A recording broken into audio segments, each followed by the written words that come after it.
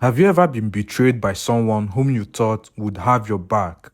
This is the case of Nigerians in Nigeria, who believe that Nigerians in diaspora should always represent and market them well to the outside world. But one Emdee, Tiamiyu, decided to do the opposite.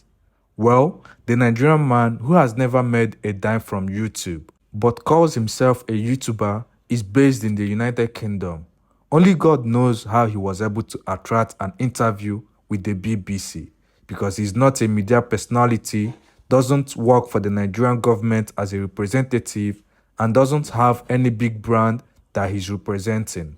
But just like grace can happen to anybody, seeing Portable as a typical example of that, Emdee was able to actually be opportuned to have an interview with BBC on why a lot of Nigerian immigrants apply for UK student visas. Emdee in the interview disclosed that most immigrants from Nigeria are not coming to the UK mainly because of education, but as an access route to move their family to the country for a better life.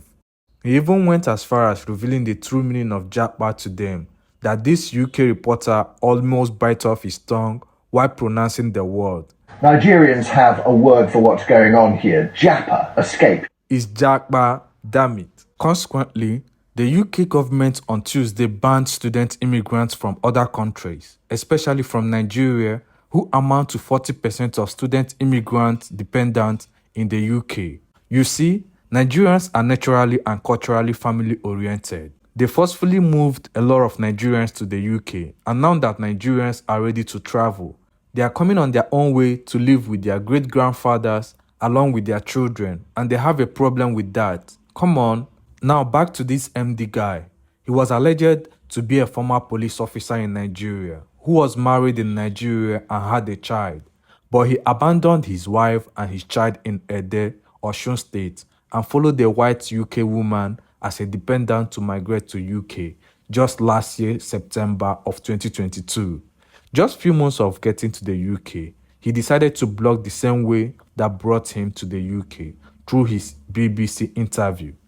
Actually, BBC saw his YouTube channel where he talks about how to migrate to various developed countries with student route. This was the reason BBC saw him fit for the interview and then invited him. Emdee, being overwhelmed that BBC invited him for an interview, decided to be what he termed being real by stating the true reason why a lot of Nigerians are coming to the UK through student route. Lights, a front room in the West Midlands, camera, a YouTuber helping Nigerians come to Britain, and action.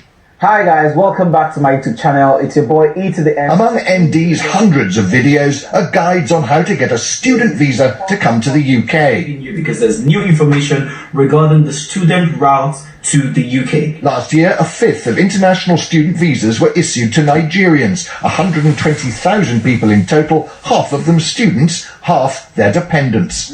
But Emdee believes many are actually coming not for a new qualification, so much as a new life. So the student thing is not real. It's not like they need the degrees. They need the degree as an access route to come into the country. So a lot of these people get their priorities shifted real fast. So it's really about getting into the UK. Exactly. And then it's not about the education. Job, hopefully. It's not really about the education. However, when the news broke out, some Nigerians once again blamed it on the Yoruba tribe, as it is in their DNA to snitch, stating that Yoruba people are known for betrayal. In their defense, the Yorubas claimed it could be anybody from any tribe, that it boils down to how the interviewer asked the question that triggered his answer, that it also has to do with individual character and has nothing to do with tribe.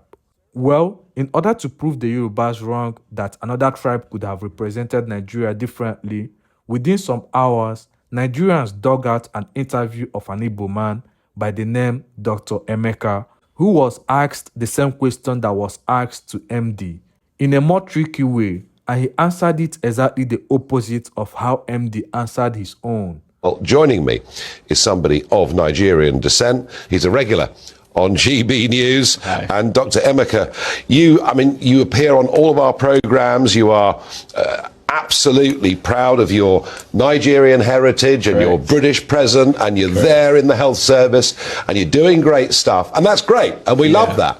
But when you look at these numbers, I mean, frankly, if every single person that comes from Nigeria as a student is then allowed to bring a dependent relative, it's a bit of a joke, isn't it?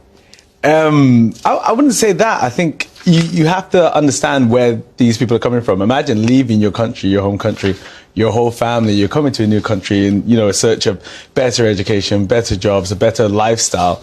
You can't just leave everyone there. You also want to bring people in there so they can also develop in that country as well. And being somebody who was a product of that, because when I came many, many years ago, my dad came as a doctor, as a surgeon, to come work here in the NHS. At that point, myself and my siblings, we were dependents. We were young. We couldn't work. We were just living at the time. We didn't have citizenship. We had to wait and get our British passports. And then we were able to go through the system. And I was able to school here, go to medical school here.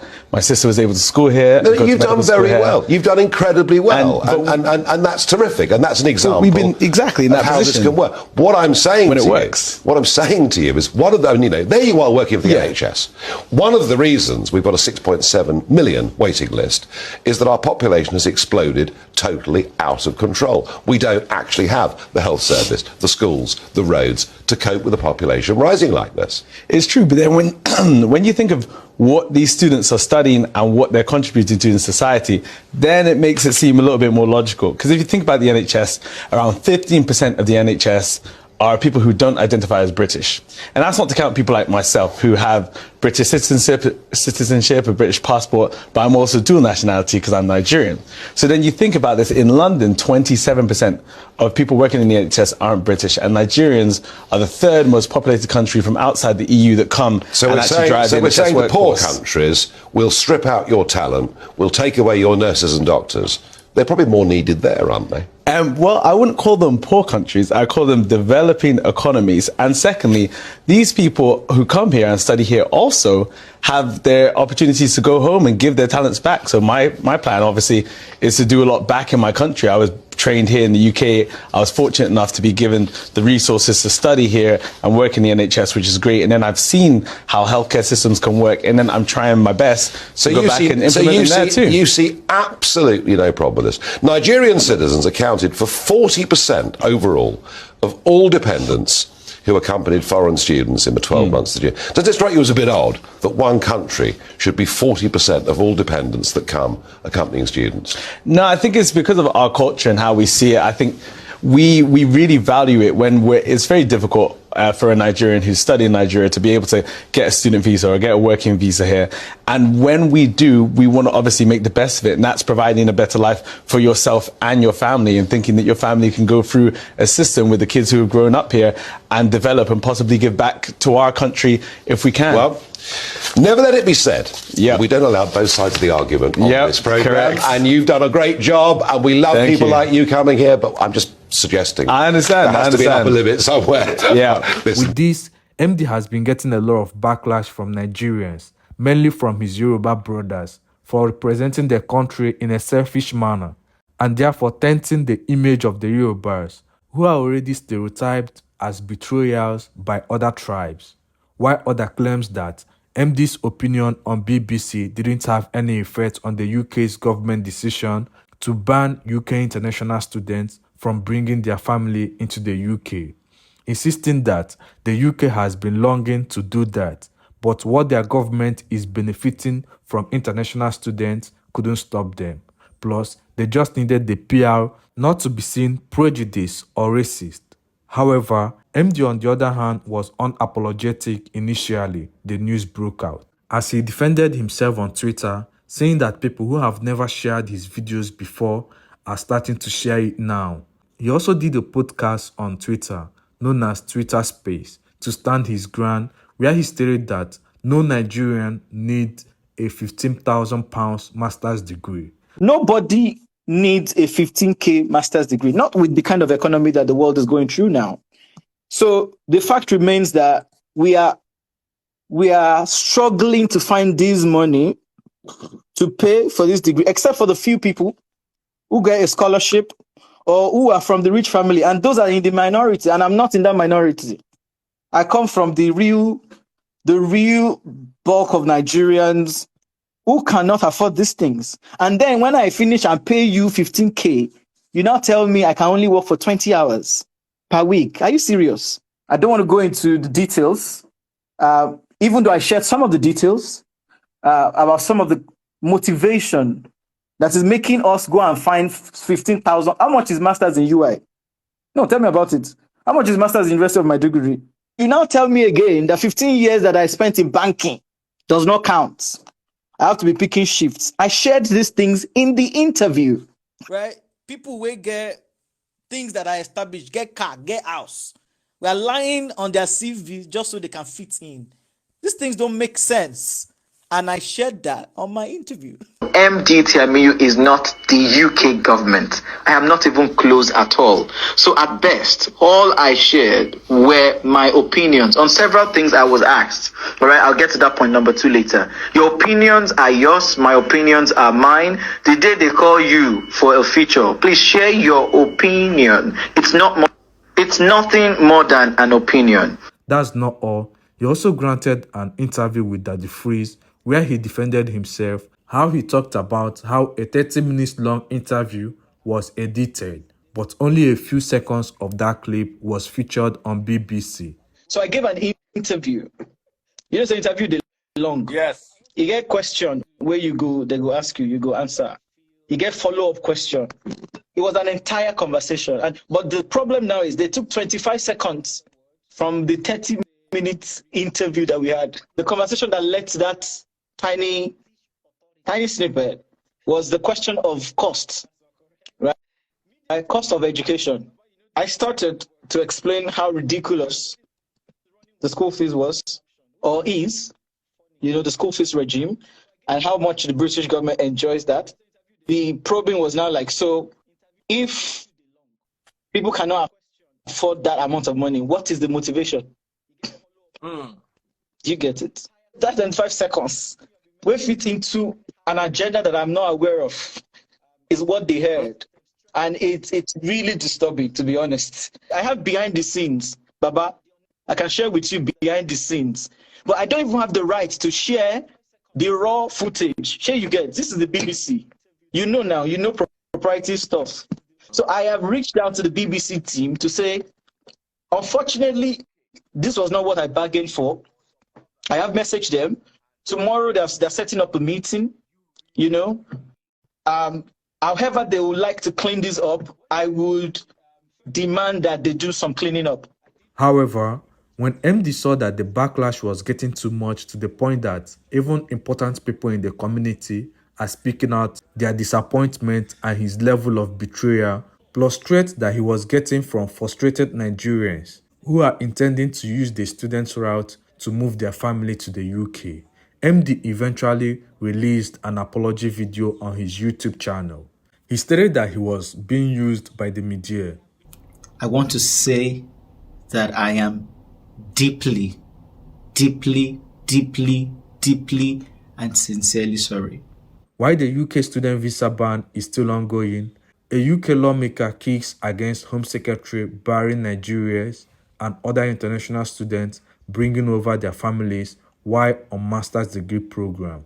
The lawmaker, who spoke extensively on the contribution of the international students to the UK economy, said the Home Secretary's new policy is misjudged. She asked what Braverman would do to counter the shock this policy will have on UK universities and in their economy in general. The lawmaker also pointed out that these international students go on to contribute positively to the UK economy with their career in all sectors in the country. International students make an invaluable contribution to our economy. According to the Higher Education Policy Institute, last year they provided nearly 43 billion to the UK economy. In my constituency of Glasgow North West alone, the economic benefit was over 83 million. So first of all, I'd like to ask the Minister, what assessments have been carried out on the economic impact of this change on the university sector and indeed in university towns? International students enrich our society and they have skills which are proving ever more vital in this post-Brexit climate, which has seen the UK deprived of workers across key sectors. So with current labour shortages in healthcare, STEM, IT to name but a few, how can the Minister fail to recognise that this policy will simply exacerbate these? Another Nigerian that had been accused of betraying the country is Ike Ekweremadu and the Lagos street hawker. You can click the video on the screen to watch how the UK court sentenced Ike Ekweremadu, his wife Beatrice, and their doctor Obeta. Click on the video before this very video ends. Thank you very much for having time to watch this video.